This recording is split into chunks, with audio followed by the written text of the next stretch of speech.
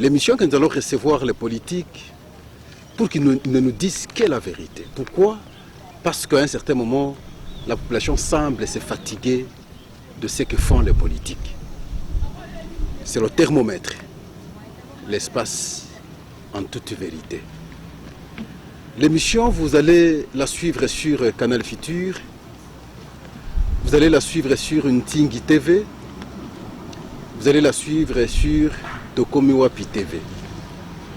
Parce que vous savez qu'ici, on réfléchit. Ce soir, nous recevons pour vous Norbert Yamba Choukou. Il est cadre de l'UDPS, expert international en développement et décentralisation administrative. Il est initiateur de la nouvelle vision panafricaine. Il est secrétaire général Afrocentricité internationale. C'est avec lui que nous allons échanger. Avec lui, nous allons parler de lui-même, parce que les gens le voient à la télévision. Norbert Yamba parle, on comprend c'est un cadre politique, on comprend c'est un scientifique, on comprend c'est un panafricaniste. Mais au-delà de ses qualités, qui est effectivement Norbert Yamba? On va échanger avec lui, il va nous parler qui est-il. La nouvelle vision panafricaine, ce n'est pas un parti politique. J'insiste encore, ce n'est pas un parti politique. Et il va vous développer, vous allez comprendre le sens ou les objectifs de la nouvelle vision panafricaine. La sortie officielle est prévue pour ce 4 janvier. Je crois que nombreux y participeront. L'occasion pour comprendre effectivement ce que pense faire Norbert Yamba à travers cette nouvelle vision panafricaine. La problématique de l'agriculture, elle nous intéresse. Parce que vous avez suivi le chef de l'État lors du congrès au Parlement, 2 chambres réunies, Assemblée nationale et le Sénat. Il est revenu sur la priorité de l'agriculture. Mais est-ce que nous allons continuer à tendre la main à l'extérieur pour que ce secteur soit développé, ou nous avons des initiatives à l'interne? Comme expert Norbert Yamba, on va revenir sur la question qui nous explique de façon interne qu'est-ce qu'on peut faire pour développer l'agriculture de façon à aider également au pays ou le pays à pouvoir développer. Parce qu'il est cadre de l'UDPS, vous comprenez qu'il fait partie de la plateforme appelée Cash. Nous nous posons la question, est-ce qu'il y a des structures conséquentes au niveau de du Cash aujourd'hui? Lorsqu'on parle du Cash, nous voyons l'UNC, nous voyons l'UDPS et d'autres partis. Est-ce qu'ils parviennent à se rencontrer?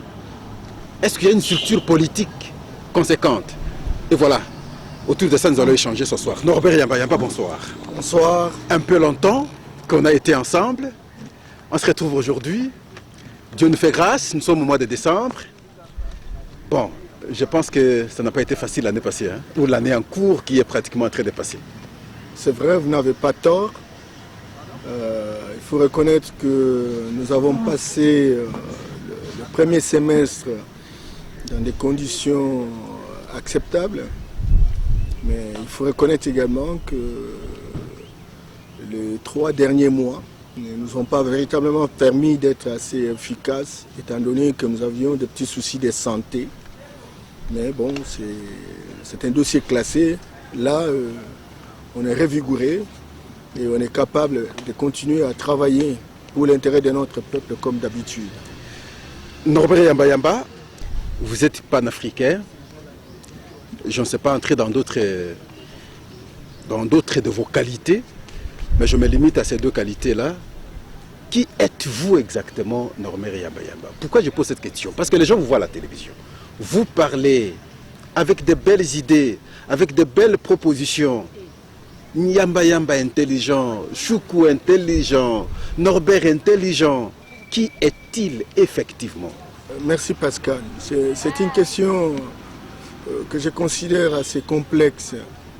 Complexe parce que je dois parler de moi-même. En toute vérité, c'est le titre même de l'émission. Bien entendu, mais j'ai difficile à parler de moi-même parce que au moins les autres qui me regardent, qui m'observent, pouvaient bien donner de témoignages par rapport à ma propre personne.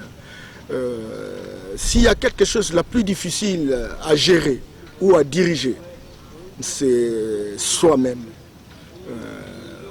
L'homme est un être complexe qui est difficile à se comprendre et à se connaître lui-même à fond. Mais bon, parce que vous demandez qui suis-je? Oui, bon, je suis de cette génération qui a connu l'indépendance et une génération qui se pose beaucoup d'interrogations, beaucoup de questions sur l'avenir de notre pays. Et donc, depuis que nous avons commencé nos études, nous étions toujours à nous poser des questions. Qu'est-ce qui explique qu'il y a plein de personnes qui vivent bien et la majorité des gens sont dans la pauvreté la plus abjecte? Je me rappelle bien à son temps que mon père avait tout de suite perçu que j'avais une petite vision et que j'avais une volonté très volontariste de bien comprendre le monde et de s'engager pour que ce monde change, fonctionne autrement. Raison pour laquelle, vous savez, déjà, en deuxième CO, j'étais abonné à Jeune Afrique. J'avais ma petite radio où je suivais. Je me rappelle bien quand j'avais terminé les humanités, je pouvais discuter avec... C'est où les humanités? Tout ça, c'est important qu'on connaisse. Bien entendu, j'ai fini mes études en Mbandaka. C'est en Mbandaka, bien entendu, que j'ai pu étudier. J'étais au collège et puis bon, j'ai terminé mes études secondaires. Et à cette époque-là, j'étais à même de faire des discussions, n'est-ce pas, avec des compatriotes qui visiblement étaient en train de faire l'histoire à l'université. Je me rappelle bien quand j'étais ici dans la commune de Kinshasa, de temps en temps, certains compatriotes, certains aînés qui étaient à l'université venaient chez moi pour apprendre des choses sur la géopolitique internationale. Je leur en parlais parce que j'avais déjà la maîtrise d'un certain nombre de dossiers avec ma lecture récurrente et presque permanente du journal Jeune Afrique. Et pendant ce temps, il fallait continuer mes études. Et puis bon, voilà, donc j'ai fait le développement. J'ai commencé par l'université de Kinshasa où j'étais inscrit en économie, mais à un moment donné, dans les années en 1980, on a connu des problèmes de fermeture parce qu'il y a eu des réactions, etc. Et puis pour Flamand, je suis allé étudier à l'Est où j'ai fait mes études de développement, spécialiste des questions de planification. Et nous sommes pratiquement la première promotion d'une licence, n'est-ce pas, en développement rural, surtout option planification et organisation sociale en développement. C'est là que j'ai découvert un certain nombre de choses comme les énergies renouvelables dont on parle aujourd'hui, etc. On a expérimenté l'éolienne, on a expérimenté à l'époque l'énergie photovoltaïque ou l'énergie solaire, etc. Et après cela, je devais prendre le chemin pour aller, n'est-ce pas, en Belgique. Et c'est en Anvers où j'ai été faire mes études de post-universitaires. Et c'est là pratiquement que j'ai amorcé la gouvernance et le développement au niveau de master. J'ai doublé notre master où j'ai fait la gestion et évaluation des programmes projets macroéconomiques. De là, j'ai dû quitter pour aller en France. Et je suis allé à La Rochelle. Et c'est là justement j'ai fait la décentralisation et théorie ou les techniques d'aménagement du territoire. Je ne me suis pas arrêté là, je suis encore revenu à Paris où j'ai travaillé à l'Institut de formation et développement et c'est là justement qui m'a permis de maîtriser les problématiques liées au financement des entités, au financement des entités territoriales décentralisées. Et après cela, il fallait aller aux États-Unis.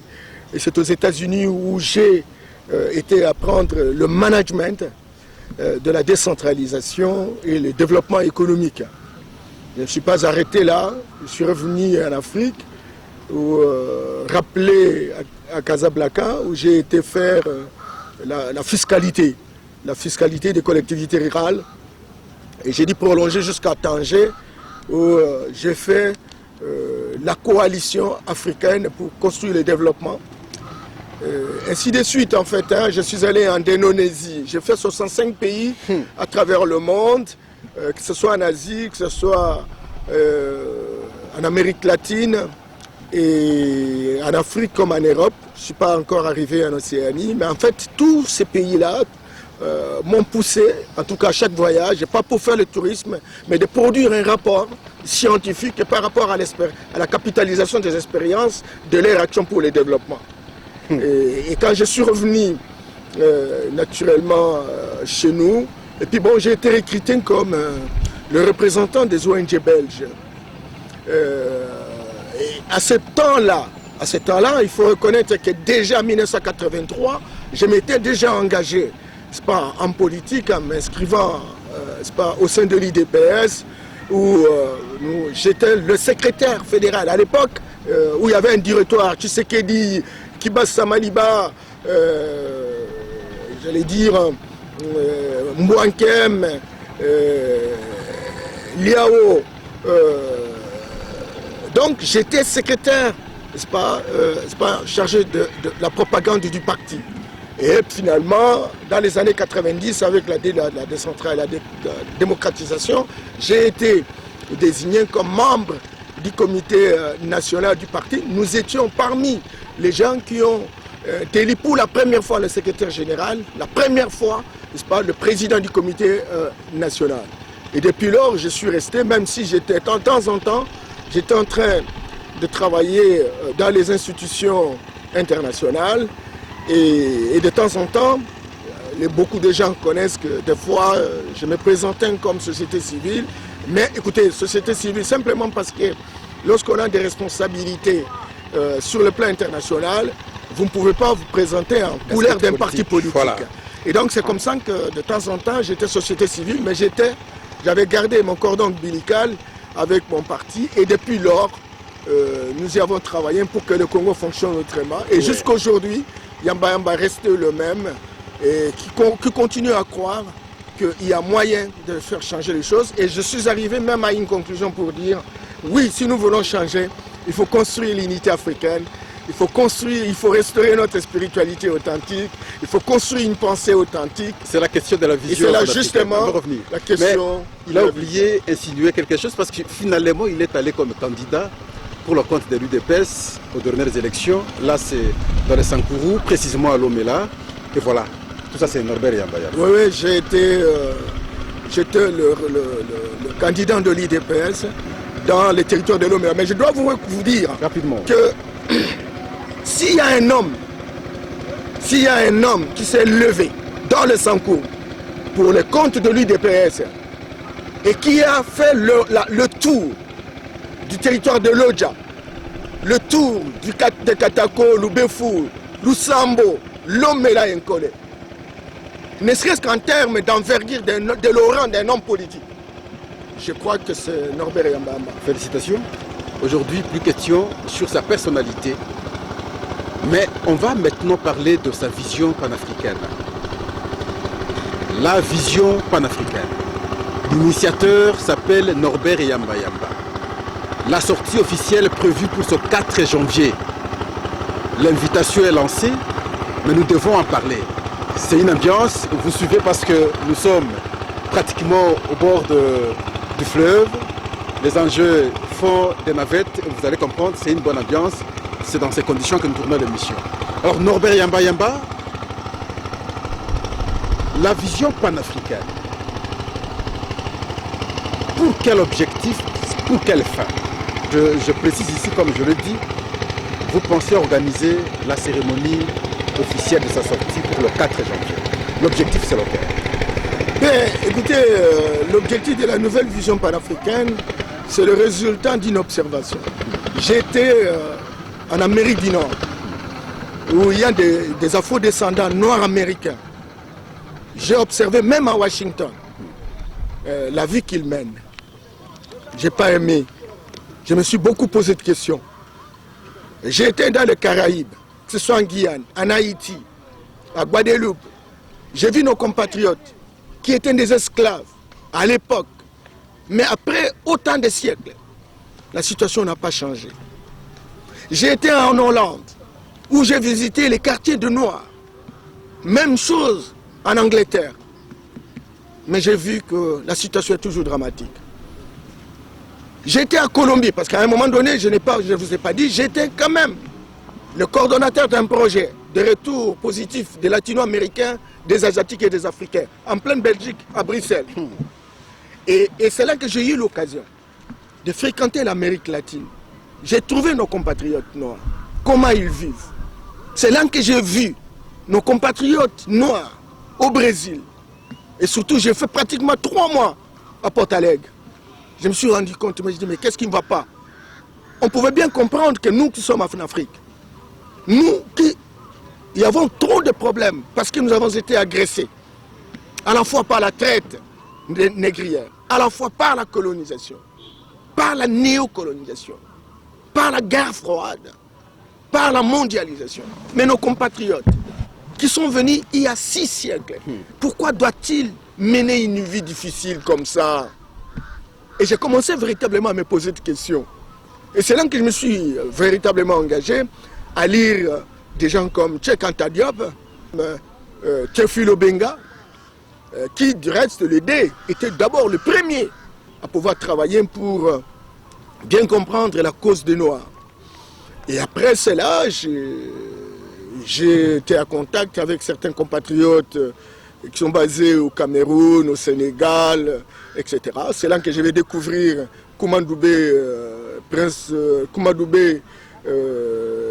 de Bélé-Bélé, au Cameroun, à Douala. C'est là que je vais découvrir Bomba Song, qui est un grand chercheur, tous des grands chercheurs, mais qui visiblement engagés pour la cause des Noirs. C'est là que je vais découvrir des gens comme Jean-Charles Kovi-Gomez, qui est un béninois, qui est basé aujourd'hui à Paris et qui fait un travail extraordinaire pour la cause des Noirs. Je vais découvrir des gens comme Philippe Omutunde dans les Caraïbes. Je vais découvrir des gens comme Amamazama, guadeloupéenne, mais qui enseigne à l'université aux États-Unis. Je vais découvrir Bolefi, qui était en santé, qui est un noir américain, afro-descendant, basé aux États-Unis et qui enseigne l'afrocentricité. Je vais découvrir des jeunes gens comme Kémy Seba, Mwanzulu, Diambaza, etc.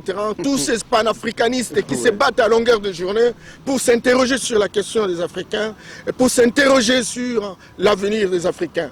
Et c'est là justement que je vais approfondir la vie de Patrice Lumumba, je vais approfondir la vie de Kwame Nkrumah, de Sékou Touré, de Modibo Keïta, de Nasser, même de Mohamed V, etc. Et j'ai fini par comprendre qu'il y a un malheur de l'histoire qui s'est déversé sur nous, c'est à cause de la puissance que nous avons vécue à l'époque d'Antiquité. Et il y a moyen aujourd'hui de travailler pour que nous puissions reprendre naturellement la puissance que nous avons eue à l'époque antique, où tout le monde venait de partout, etc., en Afrique, apprendre les sciences, apprendre comment vivre, comment gérer. Et finalement, nous avons été agressés, nous sommes tombés. Et parce qu'il faut savoir où est-ce que nous on est tombés, pour que nous puissions justement redonner l'espérance. Alors maintenant, il faut qu'il y ait des hommes et des femmes qui s'engagent dans cette direction. Ils avaient ces idées il y a longtemps. Vous avez cité les Cheikh Anta Diop, vous avez cité le professeur Obenga, vous avez les philosophes et surtout, ils avaient ces idées. Mais parce qu'ici, vous parlez de la nouvelle vision. La particularité, c'est à quel niveau aujourd'hui pour que Norbert Yamba Yamba soit aujourd'hui initiateur? Bon, voilà. Donc la particularité, c'est quoi? Que ce soit les gens que j'ai cités, ils avaient une dimension académique, scientifique. Ils écrivaient des choses. Ils faisaient véritablement des analyses. Rares sont des gens qui se sont engagés en politique. Et même s'ils étaient engagés en politique, ils n'avaient pas véritablement il n'avait pas une capacité d'influence pour faire avancer les institutions. Parce que Cheikh Anta Diop, vous savez, on a même refusé qu'il puisse enseigner à l'université de Dakar. Aujourd'hui, on a reconnu l'université Cheikh Anta Diop. Et donc, ce sont des gens qui étaient pratiquement séquestrés. Heureusement pour Théophile Obenga, qui a réussi à être modéré un peu, etc., mais qui finalement a évolué même dans son pays. Alors maintenant, la particularité pour nous, c'est quoi? C'est que on ne va pas rester à dénoncer que le noir a souffert. Oh, le noir a été victime de la traite négrière. Oh, le noir a été victime des agressions, etc. Mais il faut chercher comment changer la situation des noirs. Changer la situation des noirs suppose lutter contre la pauvreté. Parce qu'en fait, c'est ça le point commun de tous les noirs à travers le monde. C'est toute une aubaine devant vous, Norbert Yamba Yamba. Vous parlez de l'Afrique, mais au moins, il y a une spécificité. Vous êtes d'un pays, la République démocratique du Congo. Vous avez le pouvoir. L'UDPS a le pouvoir. Norbert Yamba Yamba a le pouvoir. Maintenant, avec cette vision, pragmatisez-la simplement. Permettez le développement, permettez que les Congolais vivent bien. Mais vous ne pouvez plus vous plaindre au jour d'aujourd'hui. Moi, vous avez le pouvoir. Non, non. Les idées sont là. Et c'est justement la nouvelle vision panafricaine pousse à la mise en place d'une intelligence à la fois culturelle, une intelligence politique, une intelligence économique. Tout ce que j'ai cité ici, ont travaillé, c'est vrai, sur le plan politique, ont travaillé sur le plan culturel, mais il restait la dimension économique. Or, le combat que nous devons mener aujourd'hui, c'est un combat économique. Et donc, pour les cas, par exemple, du Congo, encore que lorsqu'on mène ces combats, il faut construire l'unité africaine, il faut construire les États-Unis d'Afrique, pour qu'on soit un seul État fédéral qui doit négocier avec tous les partenaires, y compris les vautours à travers le monde. Alors maintenant, pour revenir à votre question, nous avons le pouvoir. Et certainement, nous avons le pouvoir. Et vous avez suivi plus d'une fois le président se réclamer panafricaniste. Il croit à l'unité de l'Afrique, il croit à l'avenir de l'Afrique. Mais comment croire à l'avenir de l'Afrique si vous n'avez pas un schéma opératoire? Pour nous, le schéma opératoire, pour lutter contre la pauvreté, c'est justement des mécanismes qui doivent être mis sur le plan économique de manière à nous approprier véritablement de nos richesses. Et le président de la République, du reste, qui véhicule aujourd'hui la vision idépécienne, a dit que maintenant que nous avons des ressources, vous savez que les minéraux, nous avons en termes de potentialité 24 000 milliards de dollars. Si l'on extrait, ce n'est pas les différents minéraux que nous avons. La forêt, nous avons 500 millions de mètres cubes de bois. Mais écoutez, les minéraux sont exportés à l'état brut, la forêt est exportée, le bois exporté à l'état brut. Sur le plan agricole, nous avons 80 millions à 120 millions de terres arables, de terres fertiles. Nous avons les céréales, nous avons les légumineuses, nous avons les cultures pérennes, etc. Mais tout cela n'a jamais été transformé dans notre pays. On achète ça, on vend à l'extérieur. Et autre chose, le poisson, voilà, nous avons de grands boulevards comme le fleuve, etc. Nous avons à peu près 1500 espèces de poissons dans le bassin de Chiloango. Nous sommes suivis par le bassin d'Amazonie avec 413 espèces. Mais il faut avoir des sardines dans notre pays. Le Maroc ne travaille qu'avec ces poissons et on fabrique des sardines à nid qu'on exporte à travers le monde. Et donc, la particularité de la nouvelle vision panafricaine, c'est de faire en sorte que les richesses potentielles qui sont les nôtres puissent servir véritablement à construire ce que nous appelons des chaînes de valeur ajoutée. C'est-à-dire extraire quand les investisseurs viennent, et nous-mêmes, nous pouvons aussi créer, pourquoi pas les nationaux, on crée des entreprises d'extraction, c'est pas des minéraux bruts, on met en place aussi des entreprises de transformation de ces minéraux, on met en place des sociétés commerciales, on crée une chaîne de valeur ajoutée. Au niveau de l'extraction, on engage les Congolais. Au niveau de la transformation, on engage des Congolais. Au niveau de la commercialisation, on engage des Congolais. Mais ici, ça nous permet véritablement d'avoir un flux financier, le marché inondé, et nous pouvons même négocier avec le monde à travers le monde, c'est ça justement l'intelligence économique, pour permettre à ce que nos produits soient vendus. Et surtout lorsqu'on est en Afrique centrale, nous avons plus de 300 millions de personnes. C'est un grand marché. Lorsque vous voyez le marché africain, nous sommes à 1,250 milliard de personnes. Nous sommes capables, véritablement, de nous organiser, encore qu'il faut construire les États-Unis d'Afrique pour qu'il y ait interaction dynamique entre les différents États. Et c'est là qui va permettre que nous ayons des richesses. Et ces richesses doivent être affectées pour que nous puissions, n'est-ce pas, faire des réallocations dans les différents secteurs, que ce soit les routes, que ce soit la santé, que ce soit l'éducation, que ce soit l'alimentation, etc., la sécurité. Donc, nous, notre particularité, c'est que nous ne voulons plus continuer à nous pleurnicher. Nous ne voulons plus continuer à être des réactionnaires. Nous ne voulons plus continuer, n'est-ce pas, à nous lamenter. Parce qu'effectivement, le paradigme occidental nous a rendus pauvres. Il faut sortir de ce paradigme par la restauration de la spiritualité authentique. Mais il faut mettre en place un génie propre qui passe par l'intelligence économique, de manière que nous puissions produire des richesses et ces richesses soient équitablement réparties à la population. Et c'est de cette manière-là qu'on va relever le défi. Et le vrai défi, c'est de lutter contre la pauvreté de notre peuple. Vous aviez un peu parlé de l'agriculture, mais je veux qu'on entre un peu en profondeur, bien qu'on n'a pas assez de temps, parce que on se réfère au point de vue du chef de l'État, la fois passée au Congrès, des chambres du Parlement réunies. Il évoque la problématique de l'agriculture. Norbert Yamba, spécialiste du secteur. Est-ce qu'il faut maintenant continuer à tendre la main à l'extérieur en termes de projets, en termes de ceci, sur le plan de l'agriculture, où nous avons la possibilité de nous réformer de l'intérieur chez nous, avec notre intelligence et booster notre agriculture pour permettre le développement du pays? Est-ce qu'il y a la possibilité? Parce que le constat aujourd'hui, c'est comme si nous tournons en rond. Je reviens encore, vous avez le pouvoir aujourd'hui, Norbert Yamba, une année après, mais nous tournons en rond. L'agriculture qui permettrait le développement, qu'est-ce qu'il faut faire concrètement sur le plan interne? Sur le plan interne, le président avait déjà posé les jalons. D'abord, en termes de priorité, il dit aujourd'hui le primat sur l'agriculture, le primat sur le sol par rapport au sous-sol. Parce que le sous-sol nous a amené beaucoup de problèmes. Et donc ça veut dire en fait que le président voudrait prioriser l'agriculture. Et la priorité de l'agriculture passe essentiellement par un certain nombre de composantes. Il y en a 7. La première composante... Disons rapidement parce que j'ai l'impression qu'on est pratiquement vers la fin. La première composante, c'est le foncier. Quelle est notre politique par rapport à la distribution des terres? Quand vous regardez, vous allez vers le Bandundu, il y a des espaces visiblement vierges. Mais ces espaces sont occupés par des personnes qui ne font pas le travail agricole. Et pourtant, lorsque vous regardez des hommes et des femmes qui ont besoin de ces espaces, ces gens-là n'ont pas accès. Simplement à cause de procédures sur le plan d'accession. Alors, il y a le budget. Lorsqu'on veut véritablement booster l'agriculture, on passe par un budget. Et la volonté du gouvernement s'observe à travers le chiffre qu'il donne à l'agriculture. Et le budget n'a jamais dépassé 2%. On est même descendu à 1%.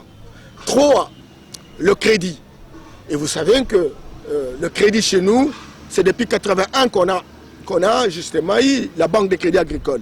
À l'époque, n'est-ce pas, de Belge, c'était le crédit au colonna. Il y avait une banque qui finançait véritablement ceux qui avaient le domaine agricole.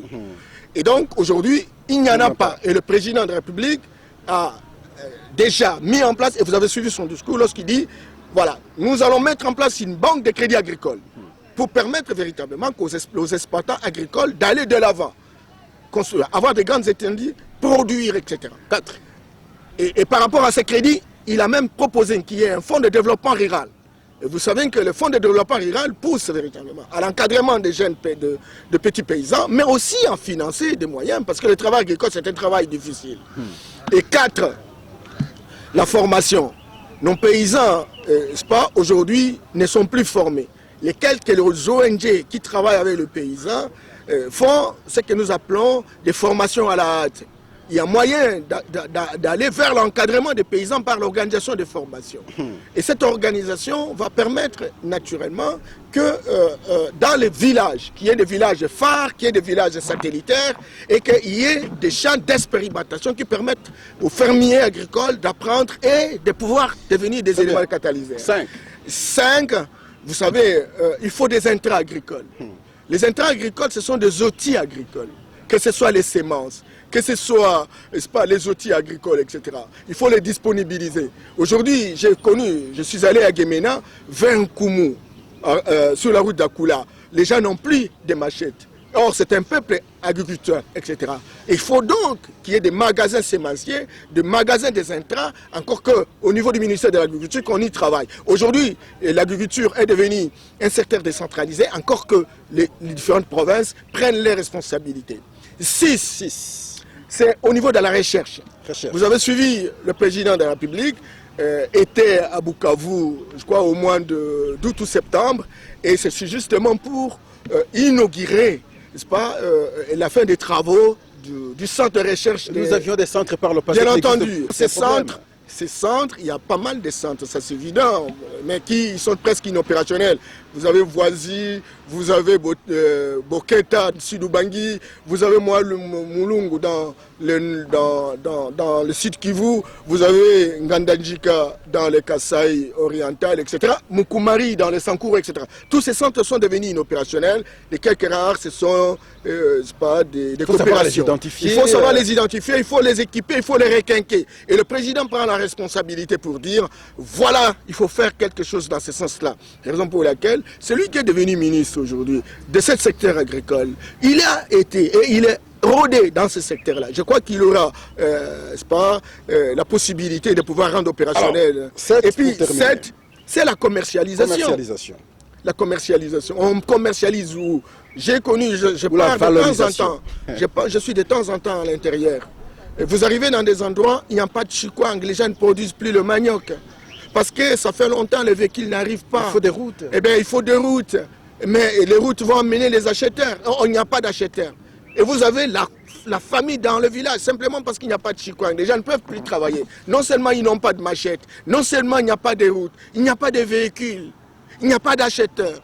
Et voilà, les villages sont en train véritablement de disparaître. Merci. Maintenant, pour terminer le transport. Plus personne n'accepte de pouvoir engager son véhicule dans tel ou tel endroit dès lors qu'il y a, les routes sont coupées. Alors on fait comment? Donc c'est tous ces éléments-là faisant combine qui donnent la possibilité au président de la République de pouvoir construire une politique. Encore, il travaille avec le gouvernement et il tient mort du cul. Quand il dit primant sur le sol, c'est qu'il tient à ce que cela se réalise au travers. Et vous regardez même le budget, on est allé, je sais pas, au-delà de 2% comme initialement connu. J'allais même dire que l'émission est terminée. Mais je sais que vous ne saurez pas me pardonner si je ne pose pas cette question à Norbert Yamba Yamba. Parce qu'il est cadre de l'UDPS, qui fait partie de la grande structure politique appelée CASH. Norbert Yamba Yamba. Un peu de la politique. Qu'est-ce qui fait que, jusqu'au jour d'aujourd'hui, le CASH n'est pas une structure vivante, politiquement, qui réunit finalement les partis politiques ou les hommes politiques faisant partie du CASH?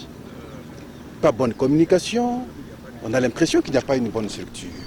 Qu'a faites-vous jusqu'ici? Non, mais on sait que l'union est la force des faibles. Et on termine par là. L'union est la force des faibles, le CASH s'est structuré, s'est organisé, et les gens sont ensemble, ils échangent des informations, ils mutualisent les efforts. C'est vrai qu'il y a un petit problème au niveau de la communication pour construire ce que nous appelons l'intelligence collective du groupe, mais les gens sont en train d'y travailler. Il y a l'UDPS, il y a l'INC, il y a les alliés, etc. Et vous voyez ces différentes entités envoyer des hommes et des femmes pour travailler dans la perspective de pouvoir soutenir la vision et les politiques du CASH. Je crois que le moment venu, en tout cas on n'est pas loin de cela, eh bien, tout va se structurer dans le sens de pouvoir construire cette synergie gagnante. Mais il ne faut pas non plus dire que les gens ne travaillent pas, sinon on n'aurait pas de certaines personnes désignées comme ministres, je ne sais pas, comme tel, choisis parmi les alliés, choisis parmi l'UDPS, choisis parmi l'UNC. C'est qu'il y a quand même des concertations internes.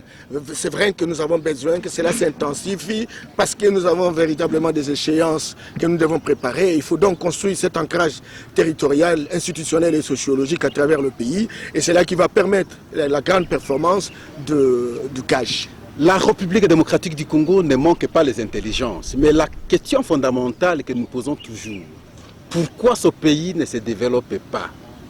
Mais aussi Norbert Yamba Yamba, les gens disent, bon, bonne intelligence, intellectuel, il parle bien, des belles idées, mais il nous faut au pouvoir, peut-être qu'il ne saura pas bien travailler.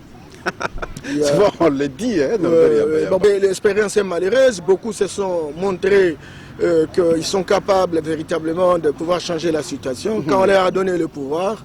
Et donc, ils ont fait le contraire de ce qu'ils ont dit. Et donc, ça, c'est une expérience malheureuse. Mais on ne peut pas, justement, étiqueter tout le monde. Il faut sortir des préjugés. Il faut savoir responsabiliser tous ceux qui pensent qu'ils peuvent faire autrement les choses. Et vous verrez qu'on n'est pas la même chose. Et l'UDPS est en train de le prouver au travers de son président. Et alors maintenant, encore que nous ayons la possibilité d'avoir les différents secteurs stratégiques pour qu'on puisse justement mettre cette expérience de longue durée en marche, et je crois qu'on aura des résultats. Et tant pour la société, nous sommes nés les uns les autres.